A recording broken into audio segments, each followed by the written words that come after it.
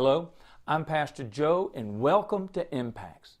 Impacts is a video-based teaching series focused on ministry, praise, and action. It's focused on bringing you practical tips, helps, and ideas to help you in your daily walk of faith. So come on, let's go get started.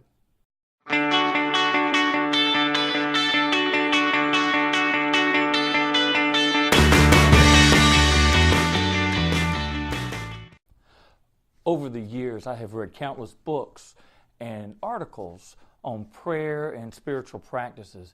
And while each of these offers some unique perspectives, there are several things that they have in common. So today I want to share with you 4 practical steps that will help you either start a consistent prayer life or will help you to be more committed to your ongoing prayer life.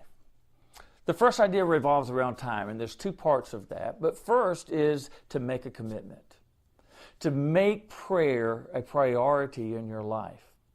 You know, we're all busy. We have plenty of things to do, and we're being pulled in so many different directions. But here's what I know. If something is important to you, you will find the time or make the time to do it. That's the way it is with prayer. You need to make prayer a priority. And once you make prayer a priority, then the second step, idea related to prayer, is to set aside a time each day where you're going to pray. Don't trust that it's just going to happen because it's going to get put off for an hour, put off for 2 hours, put off for 3 hours. You need to make a commitment to a particular and specific time that you intend to sit down and enter into your time of prayer. And once you've made the commitment to prayer and you've decided what time you're going to pray, then you need to decide where you're going to pray. I have found it helpful to set aside a specific place. We can pray anywhere, but to have a particular place that I go to pray at a particular time, when I enter into that space at that time, my body knows what I'm there to do. My mind is already beginning to focus. And that's the next tip, is how do we focus our minds? Because we have so many thoughts, ideas, commitments, and obligations and voices going around our heads that sometimes we can barely hear ourselves think. The last thing we want to do when we are trying to spend time with God is to be so distracted that we're just wasting our time. So when you enter into your place of prayer at the time that you've set aside, do everything you can to eliminate distractions. Turn off the television. Turn off the radio. Put your phone on vibrate or even put it in another room. And then just focus on your time with God. During this time of prayer, the only thing on your to-do list that should be of any concern is your time with God. Talking with Him and seeking to hear His still, quiet voice.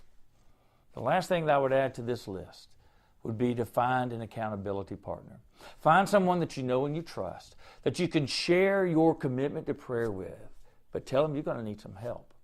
Ask them to now and then check in with you just to see, are you praying? How's your prayer life going? Are you committed and focused when you're praying? Or are you just spinning your wheels? I have a friend who's a pastor in another state, and we don't talk very often. We certainly don't talk every week. But I know that when we talk, we're going to be checking in with one another about our prayer lives, and that can be very helpful. So having an accountability partner to keep our feet to the fire, if you will, to keep us committed and to our prayer life can be really important. Time. Making a commitment and setting aside a time each day to pray. Location. Finding a place to pray. Getting your mind focused on prayer, and then having an accountability partner. These 4 things have been very helpful to me over the years in my own prayer life.